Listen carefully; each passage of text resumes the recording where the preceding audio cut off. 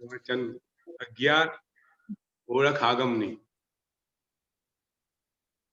પવિત્ર પુણ્ય પવિત્ર આગમ ગ્રંથ, એની ઓળખ આપણે લેવાની છે, આપણે સમજવાની છે. પહેલા સમગ્ર વિશ્વનું કલ્યાણ થાય, મંગળ થાય એવી પવિત્ર ભાવના સાથે આપણે આજની પ્રાર્થનાથી આપણું પ્રવચન ચાલુ કરીશું.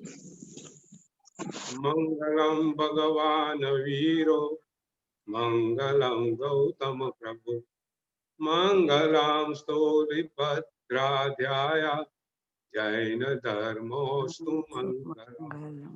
શિવમસ્તુ સર્વ જગતઃ પરહિત નિરતા ભવન્તુ ભૂતગણા, દોષા પ્રયાન્તુ નાશમ, સર્વત્ર સુખી ભવતુ. વિશ્વના સર્વ જીવો આનંદમાં મંગળ ભાવ સુખી થાવ એ મંગળ ભાવના સાથે આપણે આપણું પ્રવચન. એક સુંદર કથા, એક રૂપક કથા મારા વાંચવામાં આવી હતી, મારા સમજવામાં આવી હતી. વાત નાની છે પણ અર્થ એનો ગંભીર છે, આપણા જીવનમાં ખૂબ ઉપયોગી છે, આપણા ભવિષ્ય માટે ઉપયોગી છે. વાત એવી હતી, એક નગરની અંદર એક રાજા, નગરમાં પાણીને છૂટ નહીં, વરસાદ આવે ત્યારે લોકોને પાણી પીવાનું મળે ને તો પાણી માટે દોડાદોડ ચાલુ હોય. પાણીની ઘણી મુશ્કેલી હતી, એટલે રાજાએ નક્કી કર્યું કે એક સુંદર સરોવર બનાવીએ કે જેથી લોકોને પીવાનું પાણી મળી રહે. ગામની અંદર એમને એક સુંદર સરોવરનું નિર્માણ કર્યું. ખૂબ સુંદર સરોવર હતું.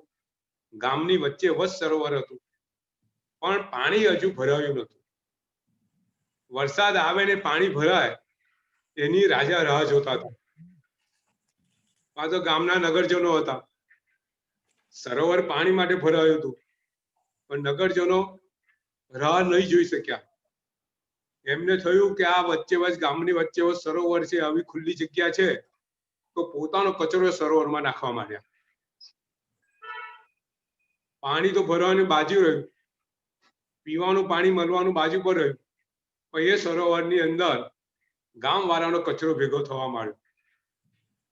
અને એવું બની ગયું કે સરોવરની આજુબાજુ કોઈ જઈ ના શકે એવી ગંધ મારવા માંડી. ભગવાન કહે છે આપણું જીવન આવું છે.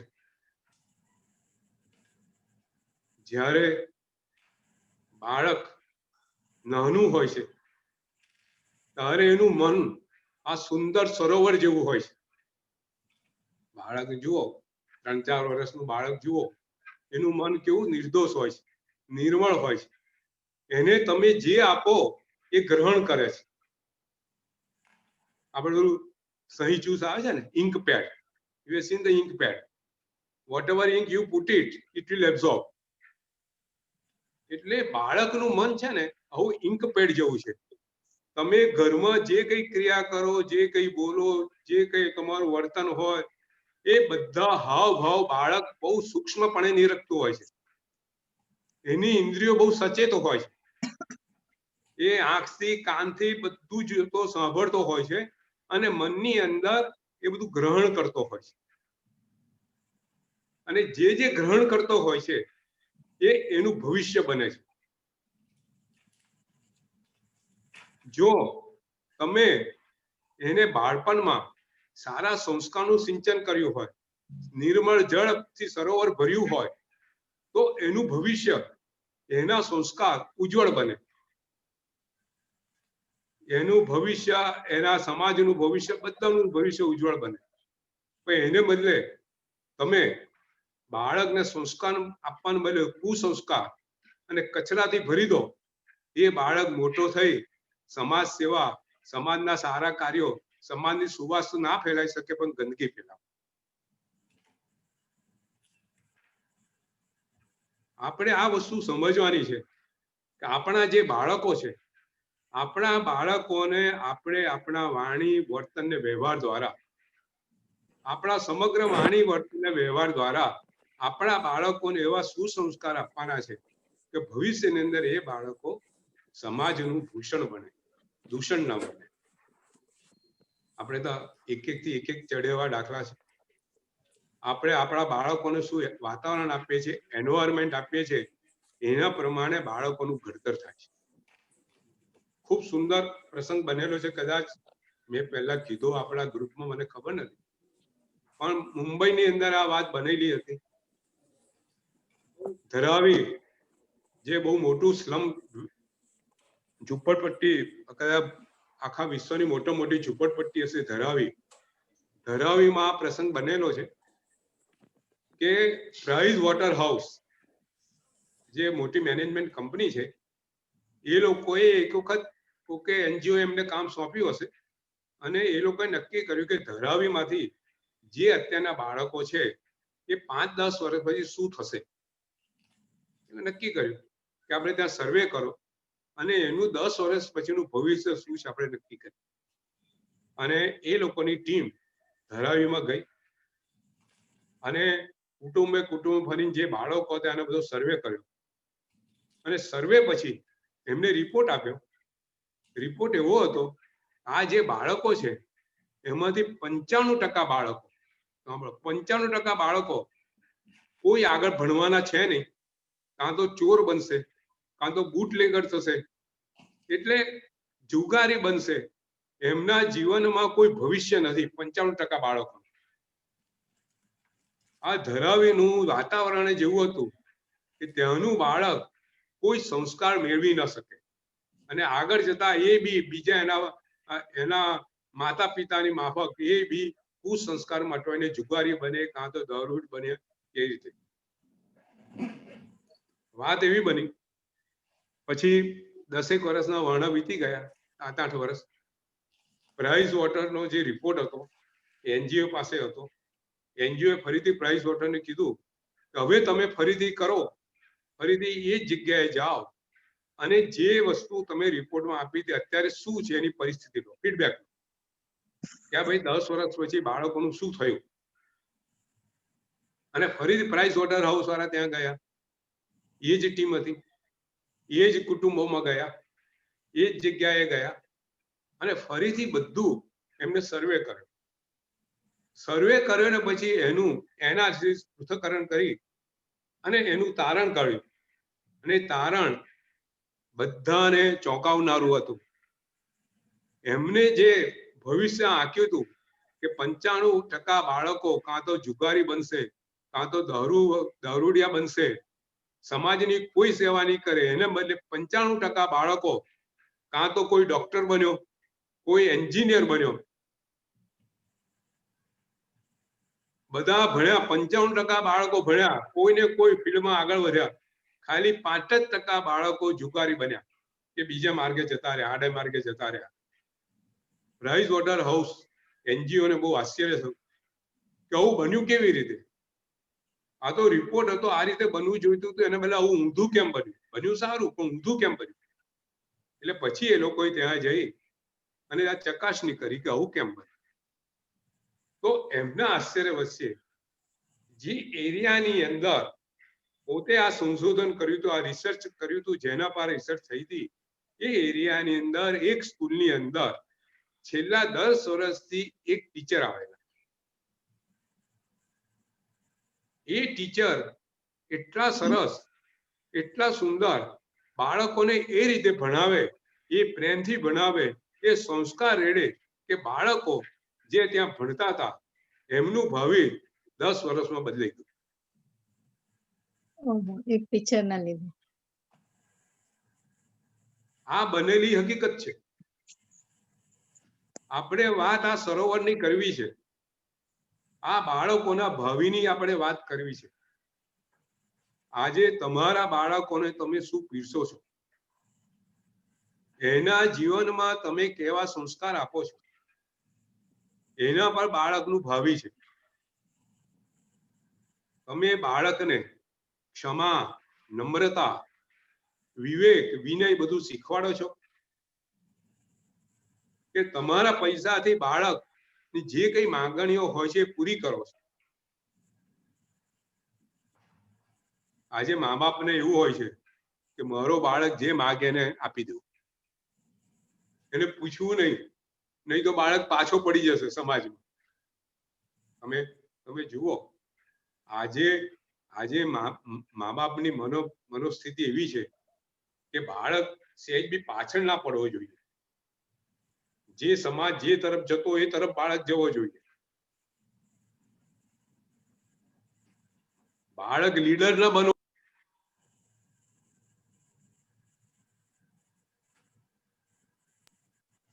બાળક લીડર બનવું જોઈએ, ફોલોઅર બનવું જોઈએ. આખો જમાનો આખા બાળકો ઘેટાના ચાલે, બધા ચાલતા હોય તો એનું બાળક બી ઘેટું બનવું જોઈએ, સિંહ ના બનવું. આપણે આપણા બાળકને સિંહ બનાવવાનો છે, વીર બનાવવાનો છે. મહાવીરનો જે માર્ગ છે ને, વીરનો માર્ગ છે. આપણે આ માર્ગ આપણે બાળકોને આપવાનો. સંયમ, તપ એનો માર્ગ છે. ભગવાન મહાવીરનું નામ જ અરિહંત છે, એ વિજેતા છે. આ વિજેતાનો માર્ગ, સિંહનો માર્ગ આપણે આપણા બાળકોને આપવાનો છે. તો આપણે આપણા બાળકોનું ભવિષ્ય આ માર્ગે, ભગવાનના માર્ગે, ભગવાનના આપેલી વાતોથી, એની કથાનકોથી એને વાતાવરણ એવું પૂરું પાડીએ કે બાળકને સ્વાભાવિક રીતે આપણો ધર્મ ગમે. આપણે જો બાળક છે ને, એ આ બીજી રીતે એવું કહેવાય છે કે એની જે ભૂમિ છે ને બહુ ફળદ્રુપ છે. બાળકની જે ભૂમિ છે, મન છે, બહુ ફળદ્રુપ છે. એમાં જેવું આવો ને એવું તરત ઉગી જાય. તો સારા સંસ્કારનું તમે સિંચન કરો, એવા પ્રમાણનું તમને ફળ મળે. તો મારે તમને આજે આ વાત કરવી છે કે એ રાજાએ સરોવર તો બનાવ્યું, તમે તારા બાળકને જન્મ આપ્યો, પણ પછી તમારે બાળકને શું આપવું એ તમારા હાથમાં છે. બાળકને ઉત્તમ સંસ્કાર આપો, બાળકનું ભવિષ્ય ઉજ્જવળ બને. નહીં તો બાળક મોટું થશે ને તો તમે કોણ ને હું કોણ. સંસ્કાર ફક્ત ખાલી જો પૈસા ના આપ્યા હશે, મોહ શોખ ના આપ્યા હશે, ભોગ સુખ ના આપ્યા હશે, તો બાળક ભોગ સુખમાં પડી અને તમને બધાને સમાજને આખો ભૂલી જશે. ભગવાનની વાણી બાળક સુધી પહોંચાડો. આપણે આગમની આ વાણીને સમજવી છે, આ વાણીને જાણવી છે. આપણે પ્રથમ અંગ આચરણ સૂત્ર, એનું પ્રથમ અધ્યયન કયું હતું? શસ્ત્ર પરિજ્ઞા. ગઈ વખત આપણે જોયું. શસ્ત્ર પરિજ્ઞા એટલે, શસ્ત્ર એટલે હિંસાનું સાધન, પરિજ્ઞા એટલે એનું નોલેજ.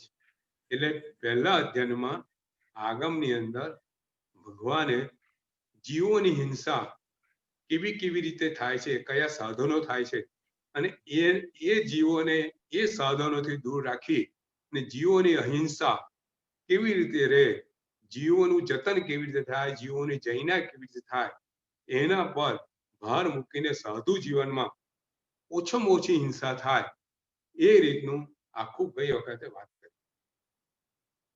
હવે આ વખત બીજું અધ્યયન છે લોક વિજય. લોક વિજય, બીજા અધ્યયન નામ છે લોક વિજય. લોક એટલે સંસાર, સંસાર. વિજય એટલે વિજય મેળવવો. જો આપણે ત્યાં છે ને કોઈ દીનતાની વાત નથી. આ યુદ્ધ છે ને આપણે સંસાર સામેનું છે ને એમાં વિજય મેળવવાનું છે.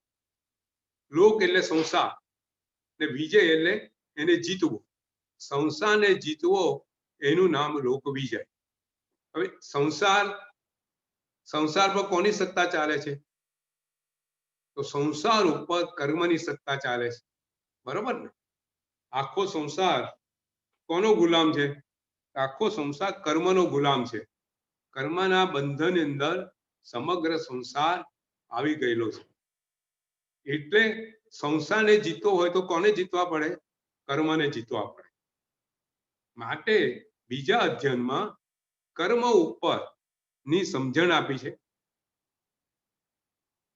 જીવ કર્મ કેવી રીતે બાંધે છે, કર્મ બંધનના કારણો શું છે, કર્મ બાંધ્યા પછી કર્મ ઉદયમાં આવે ત્યારે કર્મની કઈ પ્રકૃતિમાં એ વહેંચાય છે, એ ઉદય કેવી રીતે થાય છે, કર્મની કઈ પ્રકૃતિ છે, એ પ્રકૃતિમાં આવ્યા પછી એની અસર શું થાય છે, એ બધી વાત આ લોક વિજયમાં આપેલી છે. આપણે જરા એને સમજવાનો પ્રયત્ન કરીએ કે ભાઈ કર્મ બંધનના કારણ શું. આપણે કર્મ થિયરીમાં આપણે બધા જાણીએ ઘણી વખત ચર્ચા કરેલી છે. કર્મ બંધનના આપણે ત્યાં 5 કારણો આગમમાં બતાવેલા છે. સૌથી પહેલું તો મિથ્યાત્વ, ખોટી માન્યતા. બીજું અવિરતિ. ત્રીજું કષાય. ચોથું પ્રમાદ. અને પાંચમું એના પરની મન, વચન અને ક્રિયા, યોગ. બરાબર છે. તો ભગવાને કીધું છે કે આ સંસાર, આ જો આખું સાધુ જીવન માટે છે. આપણે વસ્તુ સમજીએ કે આગમ જે આ જે અધ્યયન છે એ અધ્યયન આખું સાધુ જીવનના આચારો માટે છે. એટલે અહીંયા આગમમાં જણાવ્યું છે કે સાધુ મુનિ જીવનમાં કર્મ કેવી રીતે બંધાય છે. તો કે મોહ, સૌથી પહેલો મોહનીય કર્મ સાધુ જીવનને કર્મ બંધનનું મુખ્ય કારણ છે. મોહ એટલે મમતા. તો સાધુ જીવનમાં આ મોહ કેવી રીતે ભાગ ભજવે છે. મુનિ જીવને તો પોતાનો સંસાર છોડી દીધેલો છે, છતાંય મોહ કેવી રીતે ભાગ ભજવે છે એની વાત અહીંયા કરવામાં આવે છે. મુનિ ભગવંતે સાધુ જીવનમાં સંસાર છોડી દીધા પછી પણ એવું બનતું હોય છે કોઈ કારણસર કે સાધુ મુનિ ભગવાનને કાં તો એના પરિવાર માટે મોહ હોય, પોતે પોતાનો પરિવાર છોડીને આવેલા હોય, પોતાની પત્ની છે, પુત્ર છે, ભાઈ છે, મા બાપ છે, માતા પિતા છે, છતાં છોડીને આવ્યા પછી એમની ચારિત્રમાં કોઈ ખામી ના હોય, ચારિત્ર તો સારી રીતે પાળતા હોય, પણ મનની અંદર પોતાના પરિવાર પ્રત્યે એનો મોહ છુપાયેલો, અને આ મોહ એના પતનનું કારણ બને. એટલે સાધુ જીવનની અંદર એવું હોય છે કે એમનું નામ પણ બદલવામાં આવે છે. દીક્ષા લે એટલે સાધુ ભગવાનનું નામ બદલાઈ જાય, સંસ્થાનું નામ ન રહે. હવે સંસ્થાનું નામ રહે તો કોઈ એમને એ નામથી બોલાવે તો એમને આખો સંસાર પોતાનો યાદ આવે. હવે નામ જ બદલાઈ જાય તો એનું પરિવાર કશું એને યાદ ના આવે. આ બહુ સુંદર વસ્તુ છે. નાની નાની વસ્તુ પણ એટલી સુંદર ભગવાને સંયમ માર્ગમાં મૂકેલી છે કે સૌથી પહેલા તો એનું નામ બદલાઈ જાય. એટલે એના પરિવારથી એ આખો પોતાના જૂના બધા સંબંધોથી કટ ઓફ થઈ. પછી દીક્ષા લીધા પછી અમુક વર્ષો સુધી સાધુ ભગવંત પોતાના ગામ નગરમાં આવે નહીં. પોતાના ગામમાં આવે તો પરિવારો એમને મળવા આવે. તો પરિવારો મળવા આવે એટલે ફરીથી એમનો રાગ, એમનો મોહ બધો જાગૃત થાય. વર્ષોથી રહેલા છે, બરોબર છે ને. એટલે સાધુ ભગવંતો વર્ષો સુધી પોતાના ગામમાં ન જાય. પછી પોતે આવી રીતે, એટલે સંસાર જે પરિવારનો મોહ સાધુ ભગવંતોને હોય તો કોઈ સાધુ ભગવાનને કોઈ કારણસર પૈસાનો મોહ છૂટ્યો ના હોય. પૈસાનો મોહ, ભલે પૈસા છૂટ્યા હોય, પૈસાનો મોહ ના છૂટ્યો હોય તો તે પૈસાની લે વેચ કોઈની પાસે કરાવડાવે. પોતે પૈસા ન રાખે, કોઈની પાસે, કોઈ શ્રાવક પાસે પૈસાનું વ્યવહાર કરાવે. એ પણ ના પાડી છે. પૈસા રાખવા નહીં, પૈસાનો વ્યવહાર કરવો નહીં. તો કોઈ સાધુ ભગવાનને સંસાર છોડ્યા પછી શરીરનો રાગ છોડવાનો છે, પણ શરીરનો રાગ અંદર રહી ગયેલો હોય તો સાધુ ભગવાનને ક્યારે અરીસો રાખવાનો હોતો નથી. તમે સમજો, સાધુ ભગવાન ક્યારે દીક્ષા લીધા પછી પોતાનું મોઢું જુએ નહીં. પોતાનું મોઢું જુએ તો શરીર પ્રત્યે રાગ થાય ને, કટ ઓફ. સાધુ ભગવાન ક્યારે સ્નાન ન કરે, પોતે કાંસકો ના રાખે, પોતાના વાળ ના ઓળે, પોતાના વાળ પોતે એને એને અસ્ત્રા વડે કાઢે નહીં, પણ એને હાથ વડે ખેંચીને એવી રીતે કાઢે. એટલે સાધુ ભગવાનનું જે જીવન છે, જે સંયમન જીવન છે, એની અંદર મોહ કોઈ પણ પ્રકારનો ન આવે એવી આખી આચારની વિધિ અમે બતાવેલી છે. છતાં બી આપણે ત્યાં અઢળક પ્રસંગો છે, એકી ચડે એવા પ્રસંગો છે કે જેથી જેની અંદર કોઈ વાર સાધુ ભગવાન, કોઈ શ્રાવક, કોઈ જીવ કોઈ વિશિષ્ટ કારણસર દીક્ષા લે, એનામાં વૈરાગનું કારણ હોય એવું કોઈ જરૂરી નથી. આપણે સંપત્તિ મહારાજાનો દાખલો જોયેલો કે આગલા ભવમાં એ ભિક્ષુક હતો. એ ભિક્ષુક હતો, એને ખોરાક નતો મળતો, તો ખોરાક ખાવા માટે દીક્ષા લે છે. એટલે પ્રસંગો એવા બનતા હોય છે જીવનમાં કે કોઈ કારણસર કોઈ ભયથી દીક્ષા લે, કોઈ કશું મેળવવા દીક્ષા લે, તો કોઈ કારણસર સૌજન્યથી કશું બોલી ના શકે, કોઈ જવાબ ના આપી શકે, કોઈ કારણસર દીક્ષા લે. આવો એક સુંદર પ્રસંગ વર્ષો પહેલા બનેલો અદ્ભુત પ્રસંગ છે. કોઈ પિક્ચર, કોઈ સિરિયલમાં બતાવવા જેવી આ વાત છે. ભગવાન મહાવીર સ્વામીના પહેલાનો પ્રસંગ છે. પણ પ્રસંગ એવો સુંદર છે, આપણી નજર સામે દેખાય. મગધ દેશમાં એક નાનું ગામ છે, સુગ્રામ નામનું ગામ. એમાં આર્જવ રાઠોડ કરી અને એક જૈન ક્ષત્રિય, ઘરમાં સંપૂર્ણ જૈન ધર્મનું પાલન. એમને બે છોકરા, ભવદત્ત અને ભવદેવ. ભવદત્ત સાધુ ભગવાનની વાણી સાંભળીને દીક્ષા લીધેલી હોય, અને એ દીક્ષાની અંદર ખૂબ સંયમ જીવન, ખૂબ અદ્ભુત રીતે નિરેતાચરણ પાડે છે, અપ્રમતપણે પાડે છે. ભવદત્ત મુનિ સંયમ જીવન બહુ આગળ વધી ગયેલા હોય છે. દીક્ષા લીધાને વર્ષો થઈ ગયેલા હોય. અહીંયા ભવદેવનું જે નાનો ભાઈ છે ભવદેવ, ભવદેવ ને ભવદત્ત વચ્ચે ખૂબ પ્રેમ હોય છે. બંને ભાઈઓ ખૂબ એકબીજા પ્રત્યે પુષ્કળ લાગણી ધરાવતા હોય. અને અહીંયા ભવદેવ નું લગ્ન થાય છે. અહીંયા લગ્નનો મંડપ રચાયેલો છે. એનું નાગીલાની સાથે લગ્ન છે. લગ્ન થઈ ગયું છે. ભવદેવ અને નાગીલા એક રૂમમાં છે. નાગીલા અત્યંત સ્વરૂપવાન છે. ભવદેવ એના માથાના અંબડામાં વેણી ભરવતો હોય છે. ભવદેવ અને નાગીલા ખૂબ ખુશમાં છે, આનંદમાં છે.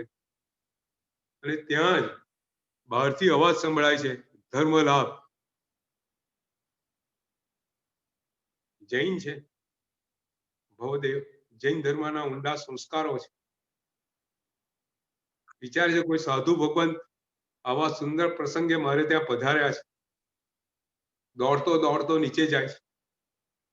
ઘરના બધા સભ્યો, લગ્ન હમણે જ પત્યું છે, ચોરી હમણે જ છૂટી થઈ છે, લગ્નમાં બધા પરિવારો ઘરમાં હાજર છે. અને ભવદેવ જુએ છે કે પોતાના ભાઈ મહારાજ ઘરમાં પધાર્યા છે. બહુ ખુશ થાય છે. અહીંયા ભવદત્ત જે મુનિ છે એ બીજા વિચારથી અહીં આવેલા છે. કેટલા વર્ષો પછી પહેલી વખત પોતાના પરિવારમાં પગ મૂકે છે. દીક્ષા લીધા પછી વર્ષો સુધી નગરમાં આવ્યા નથી, કુટુંબ આવ્યા નથી, પરિવારથી બિલકુલ કટ ઓફ છે. એમને ખબર નથી કે ભવદેવનું આજે લગ્ન છે. એ તો એ વિચારમાં આવ્યા હતા કે ભવદેવને પણ મારા માર્ગે લઈ જવું. સંયમનો ઉજ્જવળ માર્ગ, ભવદેવનું બી ભવિષ્ય ઉજળું થાય, ભવના એની બી ચક્કર કપાઈ જાય, એવી ઉત્તમ ભાવના સાથે ભવદત્ત ભવદેવની ઘેર આવેલા છે, પોતાના ઘરમાં આવેલા છે. અહીં તો વાતાવરણ અલગ છે. અહીં તો ભવદેવના તાજેતરમાં જ લગ્ન લેવાયેલા છે. એ કશું બોલી શકતા નથી. માંગલિક સંભળાવે છે, ઘરવાળા બહુ આગ્રહ કરે છે, પણ હવે એમનું મન ઘરમાં રહેવા ને ગામમાં રહેવા તૈયાર નથી, તારે એ તરત પાછા પગલા માંડે છે. ત્યારે ભવદેવ ને બધા એમને રોકાવાનું કે છે અને પુષ્કળ ગોચરી વર આવે છે ખૂબ આનંદની અંદર. અને પાત્રા બહુ ભારે થઈ ગયેલા હોય છે. એટલે ભવદેવ કે છે ભવદત્તને કે ભાઈ હું તારી સાથે આવું છું, થોડે સુધી આ તારા પાત્રા ઉચકી લઉં તો તારા પરનું વજન ઓછું થશે. આવી સૌજન્યથી, આવું માત્ર આ સૌજન્યની ભાવનાથી ભવદેવ ભવદત્ત સાથે જાય છે. રસ્તામાં બંને ભાઈઓ ચાલે છે, વાતો કરતા કરતા જાય છે, જૂના પ્રસંગો ને વાગોળતા જાય છે, ખૂબ હસી મજામાં કરતા. ભવદત્ત એમને કહેતો નથી કે ભાઈ હું આના માટે આવ્યો હતો, પણ ભવદેવ એ પાત્રા ઉચકી અને વાતો કરતા કરતા કરતા ક્યારે ઉપાશ્રય આવી જાય છે એમને ખબર નથી પડતી.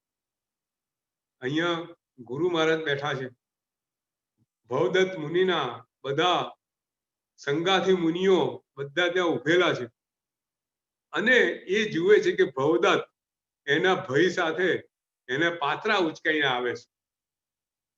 ભવદત્ત અહીંયા એ લોકોને મુનિ ભગવાનને કહીને ગયો હોય છે કે મારા ભાઈને લઈને આવીશ દીક્ષા માટે, મારા ભાઈને મારા સાથે એટલો પ્રેમ છે, એને સમજાવીશ તો દીક્ષા લેશે. એટલે બધા મુનિઓ એક સાથે બોલી ઉઠે છે, અરે ભવદત્ત ખરેખર તે તો ગજબનું કામ કર્યું, તારા ભાઈને ખરેખર તો દીક્ષા માટે લઈ આવ્યો. અને ભવદેવ આ સાંભળે છે.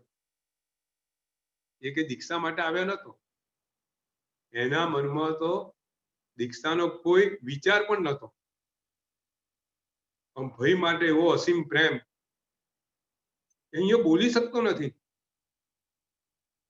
એ વિચાર કરે છે આટલા બધા સાધુ ભગવંતો છે અને અને મારા ભાઈ એવું કહીને ગયા છે કે હું ભવદેવને લઈને આવીશ દીક્ષા માટે, અને હું અહીંયા કેવી રીતે ના પાડું. એના મનમાં મૂંઝવણ છે. ત્યાં જ બધા મુનિઓ પૂછે છે કે ભવદેવ તું દીક્ષા માટે આવ્યો છે ને? અને ભવદેવ એક સૌજન્યને કારણે ભયનું પોતાના ભાઈનું સેજ બી ખરાબ ન લાગે એ માટે એ મોઢેથી હા બોલે છે. જુઓ કેવો પ્રસંગ છે. પોતાની ત્યાં તાજેતરમાં લગ્ન લેવાયું છે, અતિ સૌંદર્યવાન એની પત્ની નાગીલા સાથે હમણે જે વાત કરતો કરતો આવે છે, અહીંયા દીક્ષા લેવાની વાત કરે છે અને ભાઈના પ્રેમ ખાતે ભાઈનું ખરાબ ન દેખાય એને માટે હા બોલે. એની દીક્ષા લેવાઈ જાય છે, દીક્ષા થઈ જાય છે. ભવદેવ ઘેર કહેવા જતો નથી અને અને આ દીક્ષા લીધા પછી સાધુ ભગવંતો એમના આચા પ્રમાણે આ ગામ છોડી નીકળી જાય છે. ભવદેવની દીક્ષા થઈ ગઈ છે.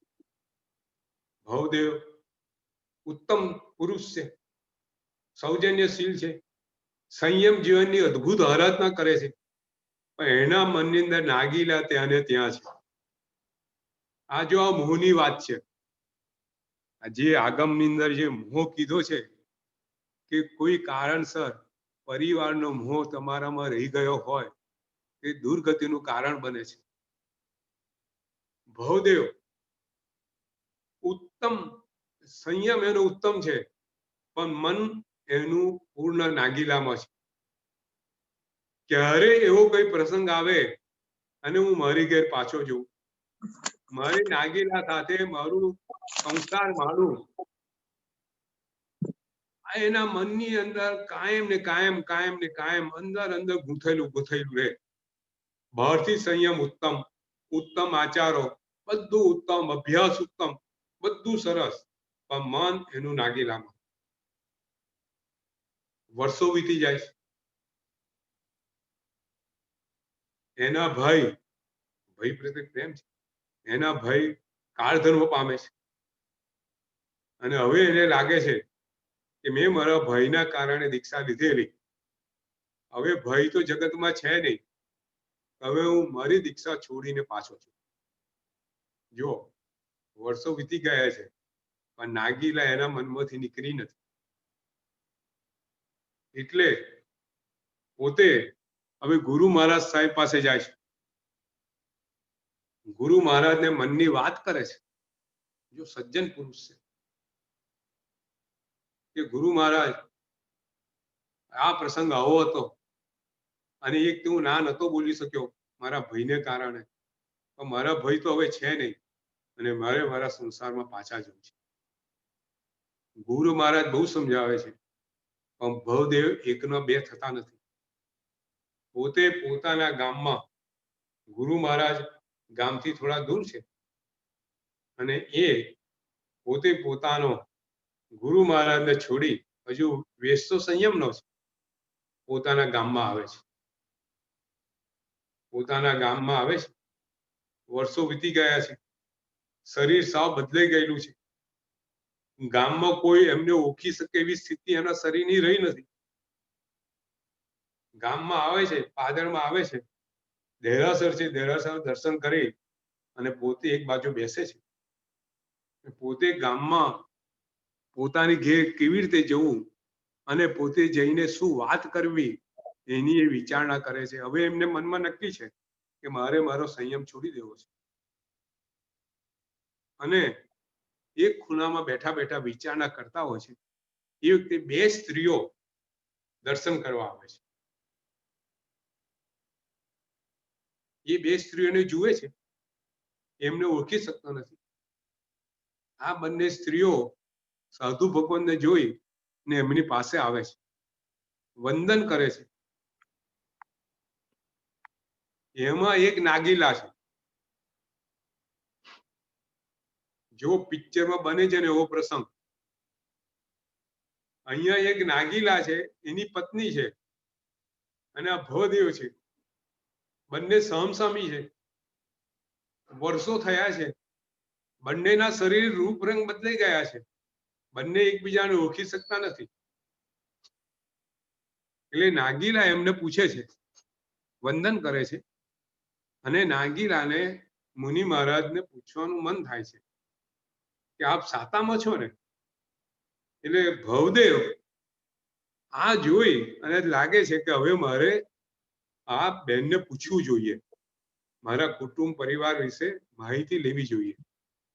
એટલે ભવદેવ નાગીલાને પૂછે છે કે અહીંયા આર્જવ રાઠોડ નામનો કોઈ પરિવાર રહેતો હતો અને પરિવાર અત્યારે શું કરે છે? એટલે નાગીલા સાંભળે છે. નાગીલાને ખ્યાલ આવે છે કે મારા સસરાનું નામ છે. હજુ એ ભવદેવને ઓળખી શકતી નથી, પણ લાગે છે કંઈક આ પરિચિત લાગે છે ભવ આર્જવ રાઠોડના.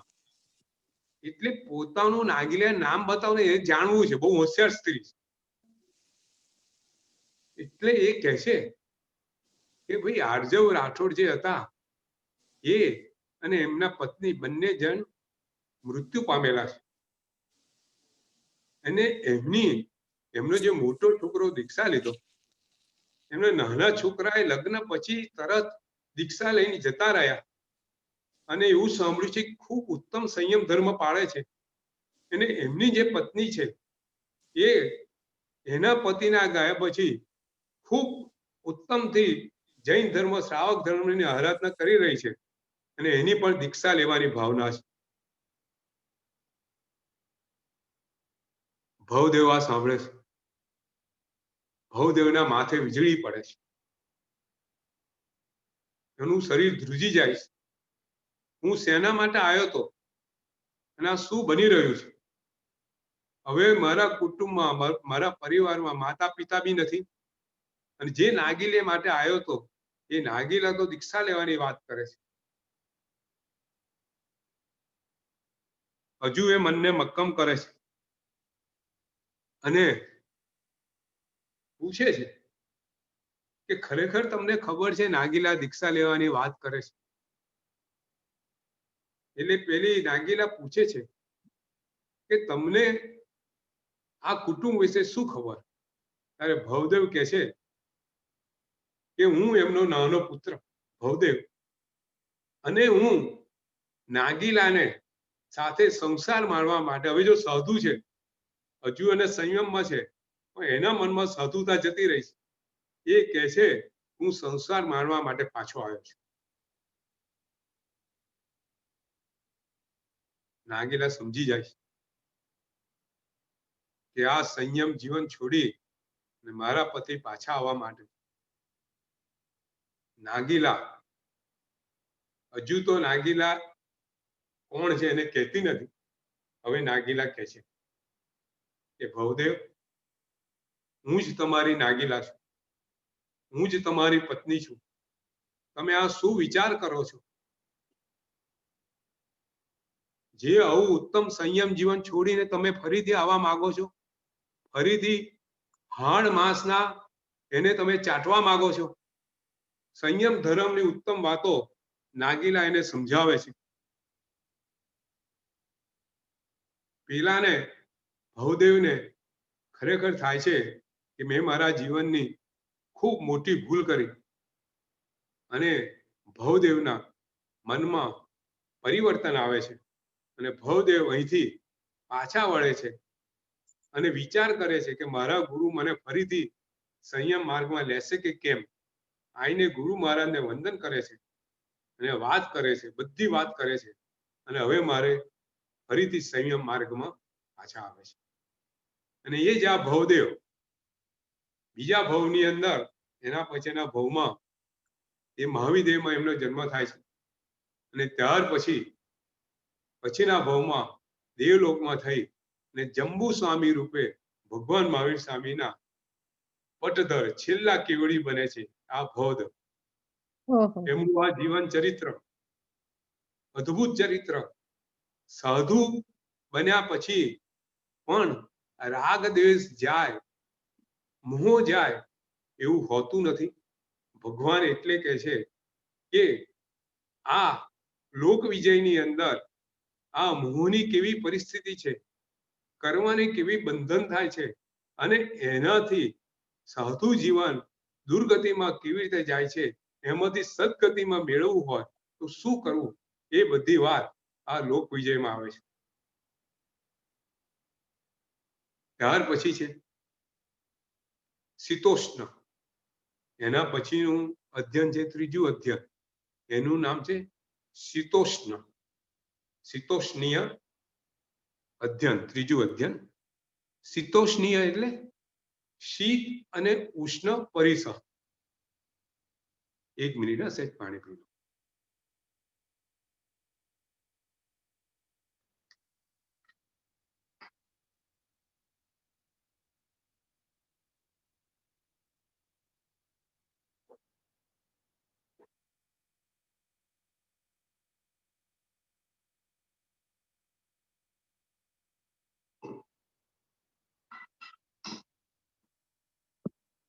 હવે આપણે આગમના ત્રીજા અધ્યયન તરફ જઈએ છીએ.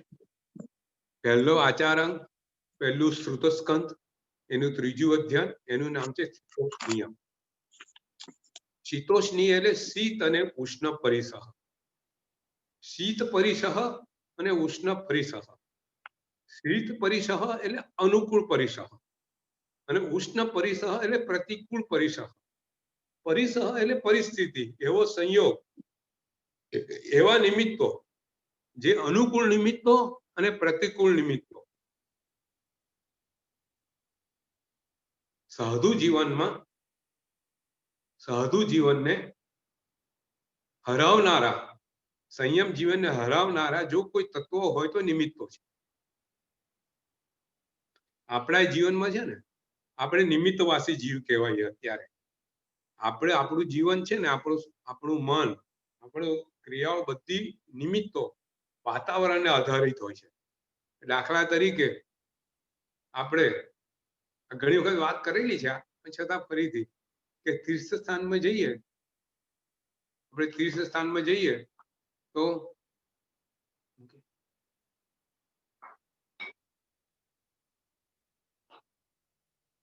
આપણે તીર્થ સ્થાનમાં જઈએ તો આપણને ત્યાં તીર્થના શુભ ભાવો આવે.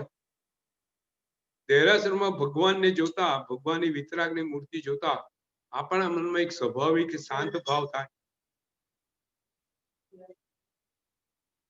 સ્વાભાવિક રીતે આપણને ભગવાનને જોતા આનંદ થાય.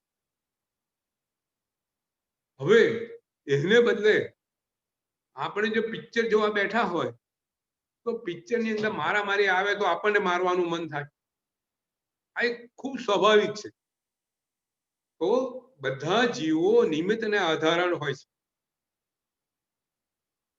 એટલે ભગવાને સાધુ જીવનમાં કીધું છે કે તમે તમારા નિમિત્તો, તમે એવા નિમિત્તો મારો કે જેથી તમારો સ્વાધ્યાય ઉત્તમ રીતે ચાલે, તમારામાં કોઈ કશાય ના આવે, તમે વૈયાવચ તમારું સ્વાધ્યાય, તમારો તપ, તમારો સંયમ, તમારી જૈના, આ બધું એવી રીતે જળવાય કે જેથી તમારામાં બીજા કોઈ ખરાબ નિમિત્તો આવે નહીં અને સાધુ જીવન છેક સુધી ઉત્તમમાં ઉત્તમ જાય.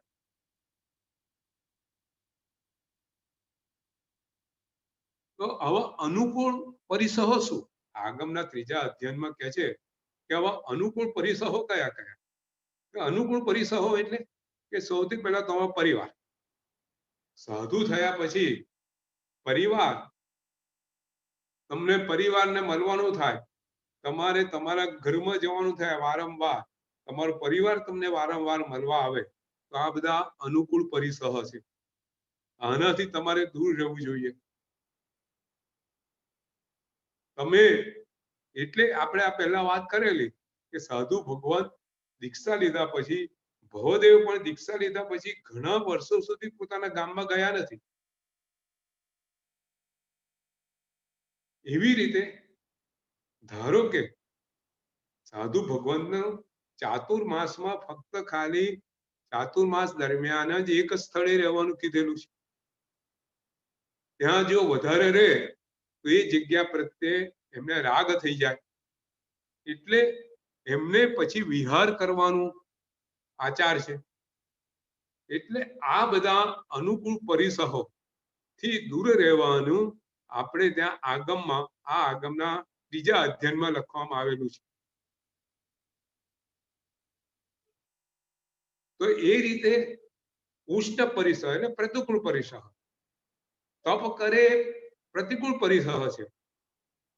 શરીરને મુશ્કેલી પડે, તપ કરે, વિહાર કરે, માથાના વાળ લોચ કરાવે, હાથ વડે ખેંચીને કઢાવડાવે, આ બધા પ્રતિકૂળ પરિસહો છે. પ્રતિકૂળ પરિસહો એક તો જાતે કરેલા હોય તો કોઈ વાર સામેથી આવે. અનુકૂળ પરિસહ અને પ્રતિકૂળ પરિસહ કોઈ વાર સામેથી પણ આવે અને કોઈ વાર જાતે તપ કરે, જાતે ઉભો કરેલો પ્રતિકૂળ પરિસહ છે અને એની અંદર મુનિ ભગવત પોતે ક્ષમતા રાખે. આપણે ત્યાં ખૂબ સુંદર વાત કરેલી છે. ગુરુ ભગવાન જો ગોચરી લેવા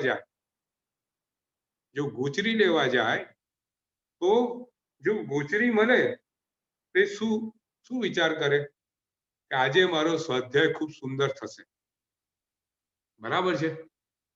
ગુરુ ભગવાન ગોચરી લેવા ગયા, ગોચરીની અંદર એમને પૂરતો આહાર મળ્યો તો શું વિચાર કરે કે આજે આહાર લઈને મારો સ્વાધ્યાય એકદમ સુંદર થશે. અને ગોચરી લેવા ગયા ને ગોચરીમાં આજે કોઈ ઘરમાં ગોચરી ન મળે, સાધુ જીવન છે.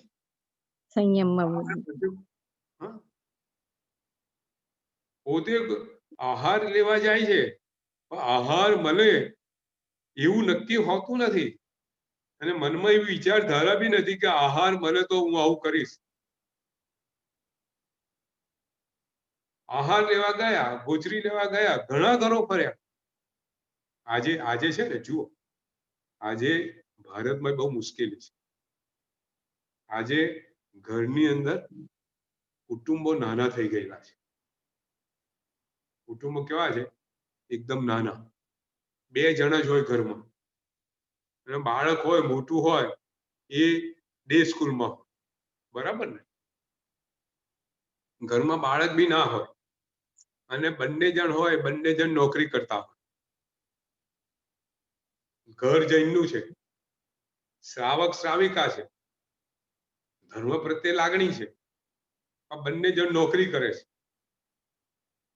તો સવારે શું કરે, સવારના પોરમાં ખાવાનું બનાવી અને બોક્સ લઈને જતા રહે. ઘરની અંદર બધું બાળક નાનું આવેલું હોય, ઘર ખોલીને બેઠું હોય, એક તે સાધુ મહારાજ આવે, ધર્મ લાભ કરીને અંદર આવે, ઘરમાં શું તૈયાર હોય, શેની ગોચરી વોરાવે,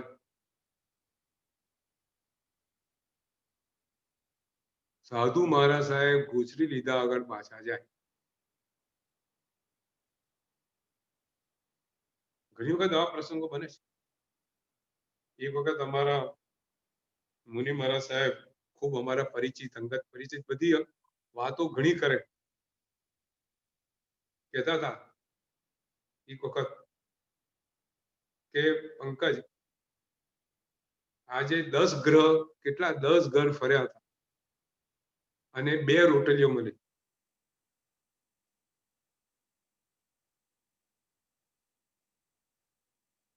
સાધુ જીવન છે આ. આવો પ્રતિકૂળ ઉપસર્ગ સાધુ ભગવાનને અત્યારે પણ આવતા હોય છે. વિહારમાં ખુલ્લા પગે ચાલવું, રસ્તામાં જતા જતા એક્સિડન્ટ થઈ જાય, પ્રતિકૂળ ઉપસર્ગ. કેટલું ચાલો અને 18 કિલોમીટરનો વિહાર કરે, ત્યાં બીજે ઘેર પહોંચે, બીજા ગામમાં પહોંચે, એ ગામની અંદર એવે સમયે પહોંચે સૂર્યાસ્ત થઈ ગયેલો હોય, હવે કઈ વાપરવાનું ના હોય. 18 કિલોમીટર ચાલ્યા પછી આખી રાત ભૂખે સુઈ રહેવું પડે. આ સાધુ જીવન છે.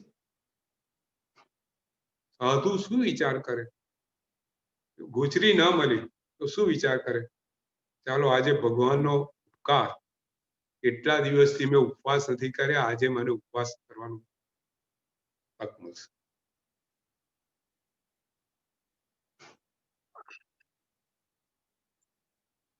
એટલે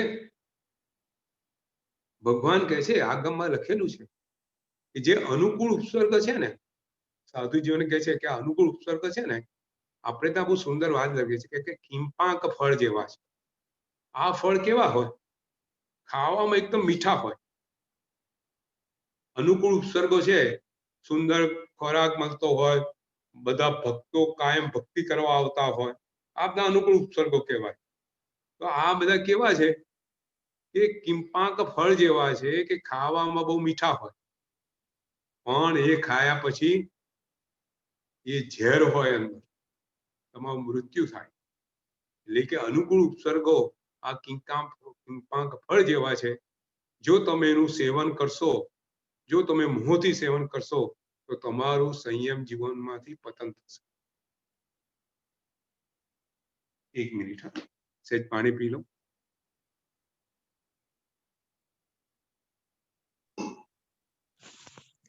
સંયમ જીવનનો પતન મીન્સ ચેતલભાઈ, પતન મીન્સ पतन मतलब डाउनफॉल. डाउनफॉल. हाँ, अच्छा, मतलब संयम जीवन से भ्रष्ट होना, ये मतलब संयम चला जाना, असंयम आ जाना.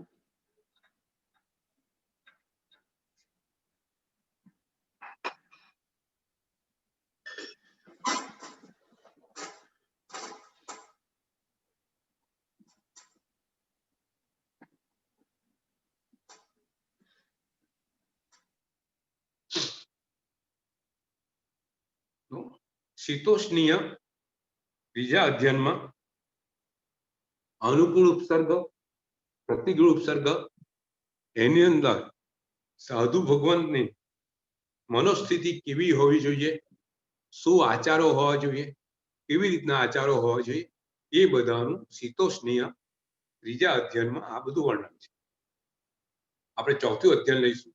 ખૂબ સુંદર અધ્યયન છે, ખૂબ સુંદર વાતો છે એમાં, અને એ છે સમ્યક્ત્વ અધ્યયન. આપણે આગમમાં આગળ વધવું છે. હજુ પહેલું જ આચારંગ સૂત્ર ચાલે છે, એનો પહેલો શ્રુતસ્કંદ ચાલે છે, અને શ્રુતસ્કંદમાં ચોથું અધ્યયન છે સમકિત અધ્યયન. તો આ એટલે આજે સમ્યકત્વ આ સમ્યકત્વ એ જ કે એના 29 બોલ આવે છે, એ જ સમ્યકત્વ? હા એ 67 બોલ વાળું આ જ. ના 29 છે ને? 67 બી છે, 29 છે, ઘણા પ્રકારો છે, ઘણી વસ્તુઓ છે. આપણે એની થોડી ખૂબ સુંદર વાત છે, તમારો પ્રશ્ન સુંદર છે. આપણે એની થોડી ચર્ચા આગમમાં જે લખેલી છે સમ્યક્તો વિશે થોડી વાત પહેલા આપણે કરી લઈએ કે સમ્યક્તો શું છે. ચૈતલભાઈ અત્યારે જ્યાં રહે છે ને એમની સામે છે ને ક્લબ હાઉસ છે, ત્યાં અમે ઘણા વર્ષોથી 10 થી 12 સ્વાધ્યાય કરવા જતા હતા. ત્યાં અમે આ સમ્યકત્વના 29 બોલ શીખેલા અને 29 બોલ મોઢે કરેલા. ઓહો, એટલે મને થયું કે આ એ જ છે એમ. ના એ સમ્યક્તો, એ સમ્યક્તોની વાત છે. અહીંયા ભગવાને જો પહેલું અધ્યયન શેનું લીધું? અહિંસા, જીવોની જૈના. સાધુ જીવનમાં સૌથી અગત્યની જૈના. બીજું આપણે કયું લીધું આજે? લોક વિજય. બરાબર ને? કર્મ પર કેવી રીતે વિજય મેળવો એની વાત, મોહ પર વિજયની વાત. ત્રીજું અનુકૂળ અને પ્રતિકૂળ ઉપસર્ગમાં કેવી રીતે સંયમ જીવન જાળવવું તેની વાત. અને ચોથી વાત સમકિત શું છે? જે સમકિત દરેક જીવનો આધાર છે. જીવ જ્યાંથી પ્રગતિ કરી શકે એ સ્ટેજ છે, એ સમકિતની વાત, એ સમ્યક્તોની વાત આ ચોથા અધ્યયનમાં આવે છે. એટલે સમ્યક્તો શું છે આપણે જરા સમજી લઈએ. ખૂબ સાદી સરળ ભાષામાં એને આપણે સમજવાનો પ્રયત્ન કરીએ. આ અધ્યયનમાં તો સમ્યક્તોના વિવિધ પ્રકારો, એનો આધાર, એના 67 બોલો, એના 29 બોલો, એ બધાનું વર્ણન ખૂબ સુંદર રીતે કરવામાં આવેલું છે. આપણે સમ્યક્તો શું છે એની જરા આ વાત આપણે સમજીએ કે ભાઈ સમગ્ર બધા જગતના બધા જીવોનું એકમાત્ર લક્ષ્ય શું? કે પોતે સુખી થવું. બરાબર? કોઈ જીવને દુઃખ ગમે નહીં. નાનકડું પણ દુઃખ ગમતું નથી. મોટું તો દુઃખ શું, સુખી જીવનમાં નાનકડું બી દુઃખ આવી જાય એ આપણને ગમતું નથી. એટલે સમગ્ર જીવનું, સમગ્ર ચૈતન્ય તત્વનું એકમાત્ર લક્ષ્ય માત્ર સુખ મેળવવું. અને કેવું સુખ? જે સુખ આયા પછી કદી એ જાય નહીં. બરાબર? જે સુખ આયા પછી, આપણને સુખ આયા પછી કદી એ જતું રહે ગમતું નથી. આપણા જીવનના જે સુખો છે એવા ને એવા રહેવા જોઈએ. એ જીવ માત્રની અપેક્ષા છે. તો ભગવાન કહે છે કે આવું સુખ, જે અવ્યાબાદ સુખ કહેવાય, અનંત સુખ કહેવાય, એ સુખ ક્યારે મળે? જીવની કઈ અવસ્થામાં આ સુખ મળે? તો જ્યારે જીવ મુક્ત થઈ જાય, પોતાના કર્મના બંધનોથી મુક્ત થઈ જાય, એ જીવની જે મુક્ત અવસ્થા છે, એ જીવની મુક્ત અવસ્થામાં આ સુખ મળે. તો આ મુક્ત અવસ્થા કેવી રીતે મળે? એનો માર્ગ શું? જો આપણે આ 3 સ્ટેજ સમ્યક તો શું છે એના સમજ માટે કે જીવ માત્રને સુખની અપેક્ષા છે. આ સુખ, અનંત સુખ મેળવવા જીવ માત્રનો પ્રયાસ છે. તો એ અનંત સુખ, અનંત અવ્યાબાદ સુખ મેળવવાનો માર્ગ શું? જે માર્ગ છે એનું નામ છે મોક્ષ માર્ગ. चंदन बहन समझ आ रहा है ना सब? हाँ अंकल, नहीं आप पूछिए. Let us try to understand. जो सम्यक तो है ना, वो थोड़ा कठिन सब्जेक्ट है सबके लिए, मेरे लिए, आप सबके लिए. लेकिन we try to understand in simple language. जो सम्यक तो है वो उसकी बात कर रहे हैं. जो मोक्ष मार्ग है, तो उमा स्वाति महाराज ने अपने तत्वार्थ सूत्र में लिखा है कि मोक्ष मार्ग क्या है? सम्यक दर्शन ज्ञान क्रिया. सम्यक दर्शन જ્ઞાન ને ક્રિયાની પ્રાપ્તિ એ મોક્ષ માર્ગ છે. अंकल सम्यक का मतलब राइट हाँ राइट राइट अभी एकदम अभी सही। बिल्कुल बिल्कुल. तो संयम का मतलब क्या? संयम दर्शन, संयम ज्ञान और संयम चारित्र का मतलब क्या? सम्यक राइट मतलब right right knowledge and right right सत्य. चरित्र। हाँ हाँ, right knowledge, right understanding and right right guidance. Act. हाँ एक्ट या ओके. तो सम्यक का मतलब ये है आपको सत्य जो प्रशस्त है, जो सर्वसम्मत है, वो चीज सम्यक होती है. सम्यक क्या चीज है? जो सत्य है, जो प्रशस्त है, जो करने लायक है, वो सम्यक है. तो सम्यक दर्शन, सम्यक ज्ञान और सम्यक चारित्र क्या है? तो सिंपल लैंग्वेज में जो भगवान ने अपने केवल ज्ञान में समग्र विश्व का जो पदार्थ हमको दिया है, जो पदार्थ का ज्ञान हमको दिया है, उसके प्रति जो श्रद्धा है वो सम्यक दर्शन है. भगवान ने जो हमको बताया है उसके प्रति 100% श्रद्धा. भगवान ने जो हमको सिखाया है, जो आगम में लिखा है, वो उसमें थोड़ी भी शंका नहीं होना. जो श्रद्धा है वो सम्यक दर्शन है. बराबर है. हाँ और जो बोध है, जो बताया है, उसका जो ज्ञान है वो सम्यक ज्ञान. राइट और जो बताया है उसका जो हम आचरण करते हैं वो राइट सम्यक चारित्र. राइट सिंपल सिंपल चीज है. जो भगवान ने बताया है उसके प्रति हमारी श्रद्धा. वो श्रद्धा के बाद जो भगवान ने बताया, जो उसका ज्ञान हम ग्रहण करते हैं, जो बोध लेते हैं, वो सम्यक ज्ञान. और सम्यक ज्ञान की प्राप्ति के बाद हमारे सामने दो विकल्प है. क्या दो विकल्प है? कि जो गलत चीज है उसको छोड़ो और जो सही चीज है उसका आचरण करो. जी अंकल।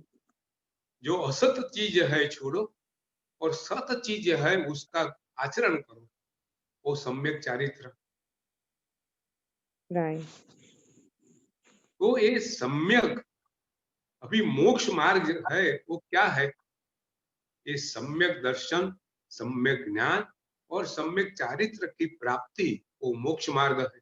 मोक्ष मार्ग। हाँ हमारे मुक्ति का मार्ग वही है. हमारे मुक्ति का मार्ग मतलब क्या? कि हमको हमारे कर्म बंधनों से मुक्त होके हमारे आत्म स्वरूप में लीन होके अनंत सुख का मालिक बनना, वो मुक्ति का मार्ग है. वो मुक्त होना वो अवस्था है. और ये सम्यक ज्ञान दर्शन चारित्र वो मार्ग है.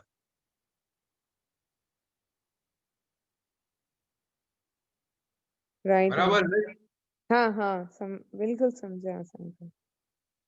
अभी कुछ प्रश्न है तो पूछो. अभी जो 9:11 हो गया है. ये सिंपल, मैंने जितना हो सके इतना सिंपल लैंग्वेज में आपको बताया है.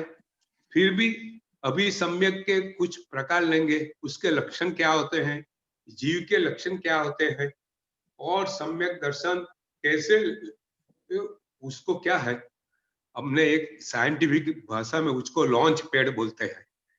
मैं उसको लॉन्च पैड बोलता हूँ. Launch pad. अभी अभी हमको हमको चंद्र पे हमको वो नासा वो छोड़ने का है उपग्रह, तो उसके एक लॉन्च पैड चाहिए ना. राइट राइट ये सम्यक सम्यक है ना लॉन्च पैड. Launch pad. और यहाँ से जीव प्रगति करके मुक्ति का मार्ग प्राप्त करता है. वो आप बहुत समझ सुंदर। लीजिए, लॉन्च में आपको सब ख्याल आ जाएगा। हाँ, बहुत सुंदर उपमा दिए अंकल आप। तो अभी कुछ, अभी जो 9:12 हुआ है, कुछ आप प्रश्न करिए। तो अंकल, हम्म। ये एक बड़ा अजीब सा सवाल है। हाँ। तो ये जो सम्यक अ, दर्शन, गाइडेंस, हम्म। राइट? हम्म। हम्म। गाइडेंस तो गुरु से आएगा, हाँ। हम्म। बराबर है। इसीलिए गुरु तो चाहिए। गुरु तो चाहिए। गुरु के पर बगैर हमको हमको ज्ञान कौन देगा? हाँ, पर तो ज्ञान। अभी आज के युग में इतने सारे गुरु हैं, हम्म। तो पता कैसे चले? क्या यहाँ पर हम अनेकांतवाद लेके, अगर अनेकांतवाद लेके थोड़ा थोड़ा सबसे ग्रहण कर सकते हैं के? तो ये एक मेरे इसमें जैसे मेरे मन में हरदम ये रहता है कि आई एम वेरी ओपन, मैं सभी जगह जाती हूँ, हिंदू भी सुनती हूँ, मैं ये भी सुनती हूँ। तो मैं सुनती हूँ, पर कहीं ऐसा तो नहीं कि मैं सबका सुनती हूँ तो मेरा मिथ्यात्व हो रहा है और मेरा सम्यक्त्व जो गाइडेंस है वो मैं डिस्ट्रैक्ट हो रही हूँ। ये मेरे को कभी क्वेश्चन रहता है अंकल। मेरे बराबर पास है। तो कुछ भी नॉलेज नहीं है। मेरे लिए छोटी से छोटी नॉलेज भी मेरे लिए बड़ी नॉलेज है। तो मैं तो सबका सुनती हूँ क्योंकि I feel that I don't have knowledge. तो मैं मतलब जैसे आई फील कि डॉक्टर जैसे स्पेशलिस्ट होते हैं ना, एक ऑर्थोपेडिस्ट होता है, he is specialist in orthopedist. Then मेरा दांत का प्रॉब्लम है तो डेंटिस्ट है, हम्म। देन रिमोटोलॉजिस्ट है। तो मुझे ऐसा लगता है कि कोई एक गुरु, अभी गुरु गौतम स्वामी या महावीर स्वामी जिनके पास पूरा ज्ञान है, ऐसे कोई गुरु है? या it's okay if I go to specialist and इतने सारे गुरु को सुनूं? तो ये बड़ा अजीब का क्वेश्चन है अंकल, अगर आप समझ सके तो। पर मैं बड़ी नहीं नहीं, दुविधा मैं में। समझ गया। देखो, मैं आपको एक चीज समझाऊं। ज्ञान अपने आप गलत नहीं है, आप मेरी बात समझो। हम्म, ज्ञान अपने आप में गलत नहीं है। फिर से देखो, उद्गल का ज्ञान है, उद्गल है, उद्गल का ज्ञान अपने आप में गलत नहीं है।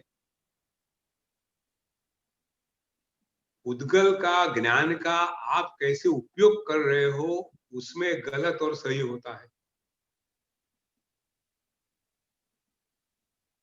समझाओ, सिंपल चीज। आपके पास गाड़ी है, गाड़ी आपने ले ली। अभी ये कार का आप उपयोग कैसे कर रहे हो? साधु भगवंत की कोई शुश्रू में कहे वैयावच में कर रहे हो, कि अपने पैसा कमाने में कर रहे हो, परोपकार के कार्य में कर रहे हो, कि स्वार्थ के कार्य में कर रहे हो? उसमें वो आपके पास जो है उसकी असर पड़ेगी, उसका रिजल्ट मिलेगा। देखो, वज्र स्वामी थे, हमारे वहां कितने साधु भगवान थे, उसके पास कितनी कितनी विद्याओं थी। वो विद्या से, वज्र स्वामी के पास आकाशगामिनी विद्या थी। वो विद्या अपने आप गलत नहीं थी, लेकिन वज्र स्वामी ने उसका उपयोग पूरे संघ को दुकाल में से सुकाल में लाने का किया। साधु भगवत होते हुए भी उसने एक ज्ञान का उपयोग अपने संघ को बचाने में किया।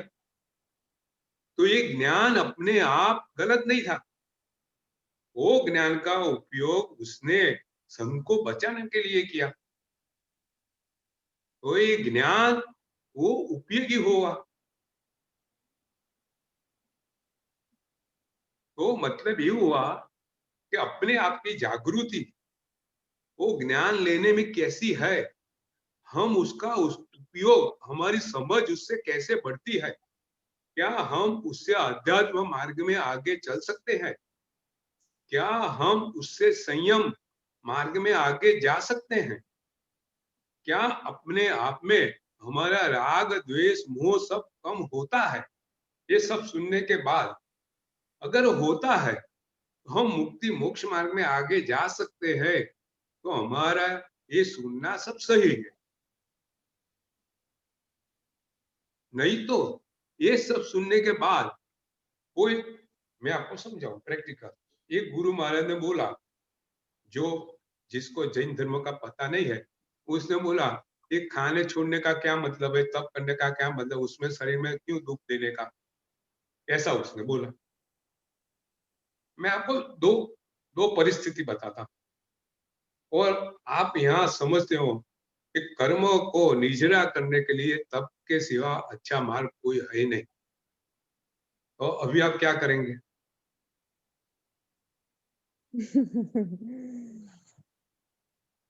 तो फिर आपको मैं समझाऊं, अभी आपको डिसाइड करने का है कि जो मार्ग ये गुरु बता रहे हैं वो सही है कि गलत है।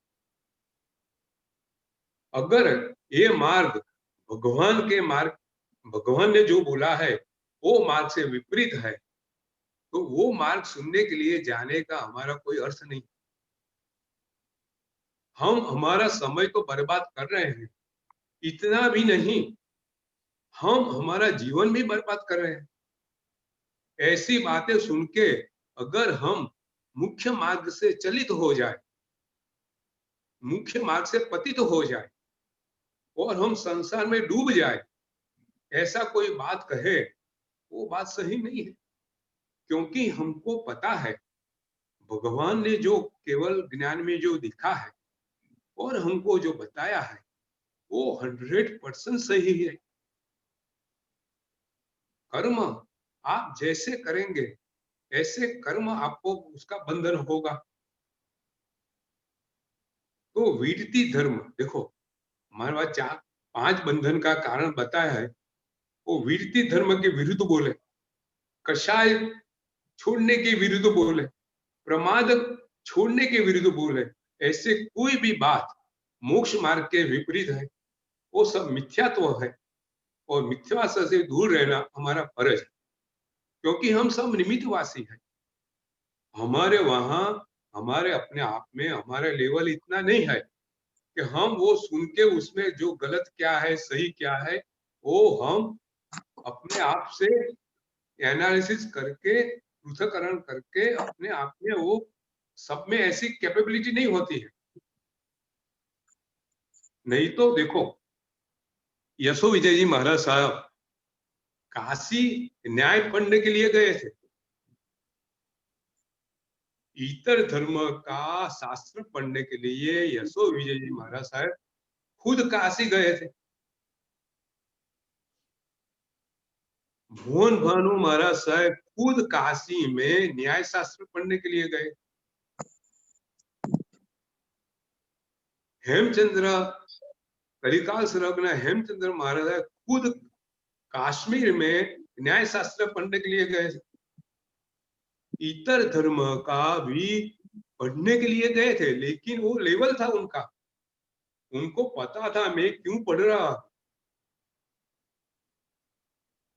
अभी भी देखो, मेरा अभी लास्ट वीक एक साधु भगवान से मुलाकात हुई, तो उसने बात की कि अहमदाबाद में हम न्याय पढ़ते हैं, एक ब्राह्मण पंडित के पास, उसको 1 महीने का 1 लाख रुपया तनख्वाह देते हैं। कितना?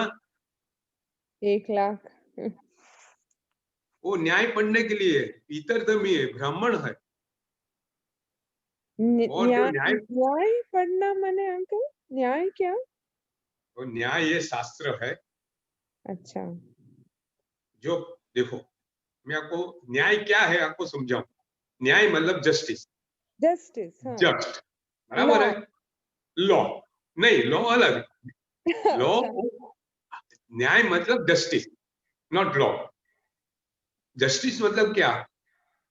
जो चीज जहां होनी चाहिए वहां है, वो न्याय। सिंपल चीज आप समझिए,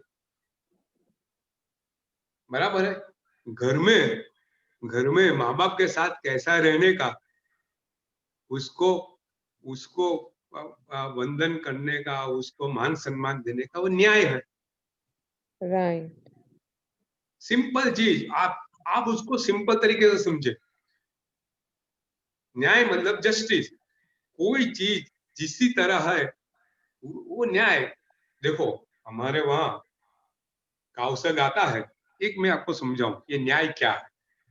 देखो काउसक की प्रक्रिया है, उसमें न्याय क्या है कि हम पहले इरिया वही बोलते हैं, पहले सब जीवों की माफी मांगते हैं, फिर माफी मांगने के बाद देखो दूसरा स्टेप तस्सोत्री बोलते हैं।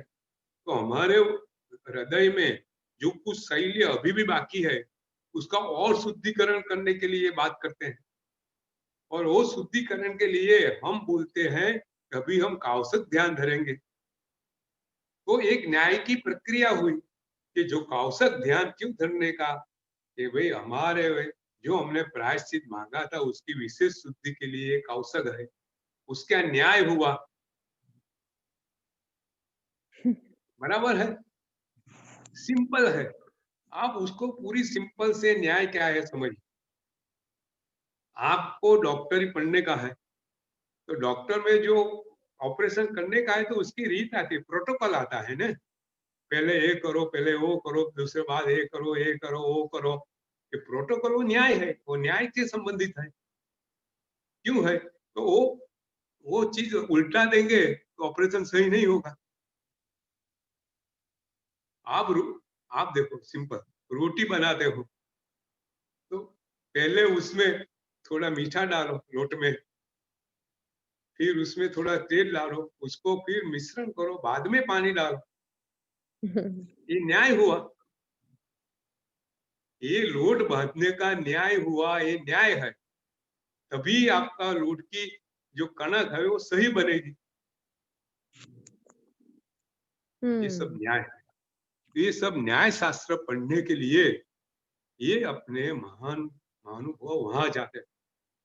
तो मेरा कहने का क्या है कि वो लेवल है, वो लेवल है, वो लेवल होने के लिए ये सब नहीं गए हैं, पर सबको संघ ने भेजा नहीं, जो उसके पात्र थे वही लोग गए वहां। तो मेरा कहने का क्या है, अगर दूसरे साधु दूसरे ज्ञानी भगवान के पास जाते हैं आप, अगर उसकी बात मोक्ष मार्ग पे है तो आप उसको सुनिए। अगर वो मोक्ष मार्ग में नहीं है, अपने आचार मार्ग को भ्रष्ट करती है, और अपने देखो हमारे वहां आचार मार्ग है, वो ज्ञान मार्ग है, भक्ति मार्ग है, तप मार्ग है, ये सब है। वो उसका उसका भ्रष्ट कर दिए वो बात।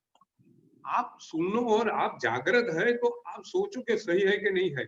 नहीं तो आपको लगता है कि उससे मार्ग से हम भ्रष्ट हो जाएंगे तो वहां मत जाओ। राइट, बराबर है राइट अंकल। या मीना बेन, बराबर है। એકદમ બરોબર છે, એકદમ સાચી વાત કીધી. અને મારે મિચ્છામી દુક્કડમ કહેવાનું, ઓલા 29 બોલ ઉત્તરાધ્યાયન સૂત્રના છે. हाँ 29 अध्याय છે એના. હા બરોબર. સમ્યક કથન તો 67 બોલ જ છે મિચ્છામી દુક્કડમ. ના ના બરાબર. મને તરત જ યાદ આવી ગયું, પણ મારે ડિસ્ટર્બ નતું કરવું વચ્ચે પછી. ના ના સારું કર્યું, બહુ સારું કર્યું, કારણ કે સમ્યક તત્વમાં એટલું વિશાળ સાહિત્ય છે મીનાબેન. હા અને બરોબર. આપણને કઈ ખબર ના હોય એ વસ્તુ को હું કમિટ, મને જ્યાં ખબર ના હોય તો કમિટ કરવા માંગતો નથી હોતો. ના મને તરત યાદ આવી ગયો, પણ મેં કીધું કે પછી હવે એન્ડમાં કહું છું. ના ના સારું સારું. 67 બોલની સજા યશોજી મહારાજ સાહેબે લખી. બરોબર છે.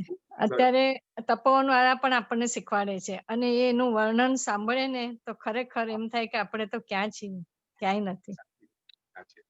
ખૂબ સુંદર, ખૂબ સુંદર. આપણે સમ્યક્તોની આ વખતે બી થોડી આગળ વાતો કરશું, પછીનો જે અધ્યયનો છે એક પછી એક લઈશું. બરાબર છે. તો પછી આજની હું કાલે નાગેલાની સજાય પણ મૂકીશું કાલે. ઓ સરસ સરસ, બહુ સરસ. આપણે પ્રસંગ એટલા માટે લઈએ છીએ કે આ આગમમાં શું લખેલું છે એની પાછળની ભાવના શું છે આપણે જરા સમજતા જઈએ. નહીં તો તરત બે વાક્યમાં એક અધ્યયન પતી જાય. ભાઈ એમાં સમ્યક્ત વિશે લખેલું છે, વાત પતી ગઈ. પણ ના, આપણે થોડું સમજીએ, થોડું જાણીએ અને જીવનમાં ઉતારીએ, એટલે ભલે થોડો સમય જાય. ના ના, ધીમે ધીમે જ બરોબર છે, ધીમે ધીમે જ કરે તો જ પછી થોડું અમને પણ થોડો ટાઈમ મળે ને. હવે 4-5 દિવસ અમે થોડું, તમે માનશો નહીં, તમે A to Z અત્યારે બોલ્યા ને, બધો એકો એક શબ્દ મેં લખ્યો છે અત્યારે. ઓહો, મને રેકોર્ડિંગ ને એના કરતા મને મારા લખેલા ઉપર બહુ હવે એ જ હું વાંચીશ 2-3 વાર. ઓહો, ખૂબ હું સરસ. ચૈતલભાઈને એની કોપી મોકલાવીશ, ફાસ્ટ અક્ષર પણ મોકલાવીશ ચૈતલભાઈને. બહુ સરસ, excellent. વાહ. આપણી જ્ઞાન પ્રત્યેની અદ્ભુત રુચિ છે મીના, બહુ સરસ. ના મેં ના, તમારા સ્તવનો સાંભળ્યા છે, તમારી શાંતિ સાંભળી છે, મને બહુ યાદ આવે કે મીનાબેન કેટલું સુંદર, કેટલા સુંદર સ્વર છે, કેટલો સુંદર કંઠ છે, બહુ સુંદર. Very true uncle. और उनमें इंथुसियाज्म है ये मतलब कंटिन्यूअसली सीखने का. होता है तब तक करने का, फिर कल का किसने देखा है. बिल्कुल सही बात. you are very quick to grasp Meena बहन. और आलस नहीं है आप में. ये अभी जो आगम का सिखाते हैं ना, वो तो कुछ मुझे नहीं आता है, सचमुच में नहीं आता है आगम का. तो लेकिन उसके पर बहुत अपने को प्रयत्न करना है ऐसा. પણ બહુ સરસ, તમે ખૂબ સરસ દ્રષ્ટાંતો આપીને પણ બહુ સરસ સમજાવો છો, એટલે ઇટ્સ ગુડ. સરસ. Thank you uncle, thank you. અનુમોદના. ખૂબ ખૂબ આભાર. એક નૌકાર ગણશું, આપણે છૂટા પડશું. નમો અરિહંતાણમ, નમો સિદ્ધાણમ, નમો આયર્યાણમ, નમો વજ્જાયાણમ, નમો યે સુખદાઉનમ, એસો પંચ નમસ્કારો સર્વ પાવક વિનાશનો મંગલાનંચ સર્વેતિમ પરમં હરિમંગલમ જેનાજ્ઞા વિરુદ્ધ એક મનુષ્ય इच्छामि दुक्कडम् इच्छामि दुक्कडम्.